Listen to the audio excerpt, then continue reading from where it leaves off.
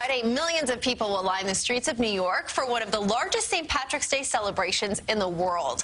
But the parade is just one of many ways to celebrate Irish culture in New York. Chris Haywood, Senior Vice President of Global Communications for New York & Company, is here to give us a rundown of events throughout the 5 boroughs. Welcome. It's so great to see you, Andrea. And this is such a fun time of year, especially celebrating Irish culture in New York because it has such a rich history. Absolutely. We want to celebrate all this great immigration history in the city, and it's our city's diversity that people come here for.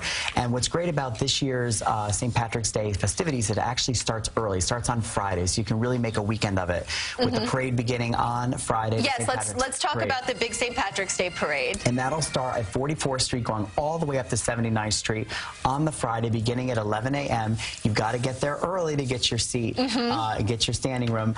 But it's going to be amazing. 200,000 people line the streets past St. Patrick's Cathedral, and it's a real great way to celebrate Irish heritage. It is really fun, and if you love bagpipes, it's the place to be. Absolutely. So the Manhattan is not the only place, though. There's a parade this year.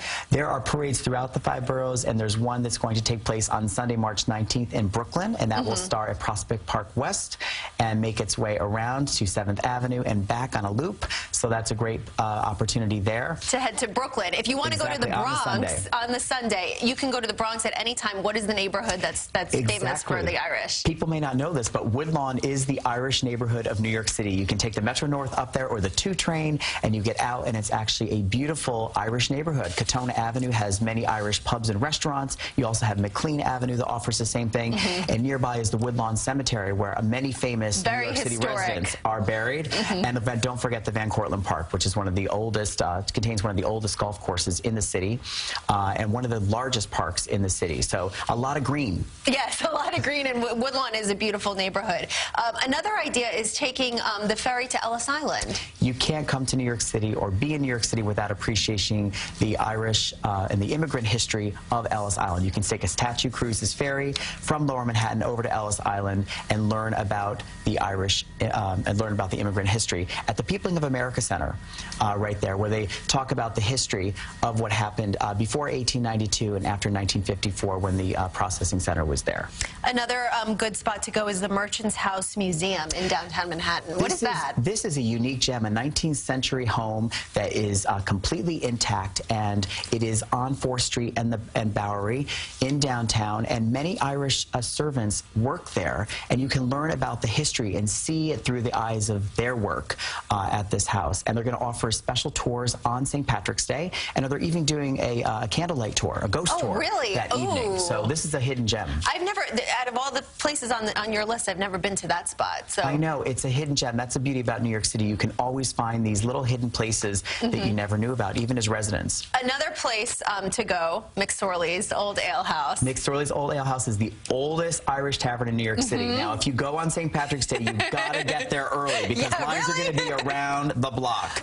But this is a must-see. One of our reporters, Marcia Kramer, her picture is actually up in this bar. Oh, really? Yes, in a good way. In a good way. Reason to go. I know, especially. So look out for that if you do head there.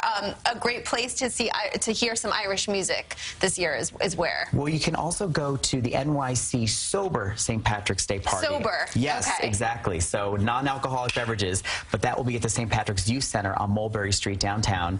And you can take advantage of these Irish dancers and musicians, and they've got great musicians who fiddle players and accordion players. Like Brian Conway, right? Yes, exactly. So this is a must-see, unique event, and it's family-friendly. And the Circle Line cruise is also doing something special. Circle Line is doing a cruise. It's a 3-hour cruise on the evening of March 17th on St. Patrick's Day, and you can see all the great landmarks of the city, as well as take advantage of some of the brews from Coney Island Brewing Company, as well as indulge in some Irish appetizers. Very nice. So much, a lot to do. A lot to do. It's tough to choose. Absolutely. To begin your travel, check out our website, nycgo.com, for all the travel information on how to get to the 5 boroughs. Awesome. Thank you, Chris. We appreciate you coming in as always. Happy St. Patrick's Day. Happy St. Patrick's Day to you. And for a complete list of the St. Patrick's Day events, you can head to our website, cbsnewyork.com.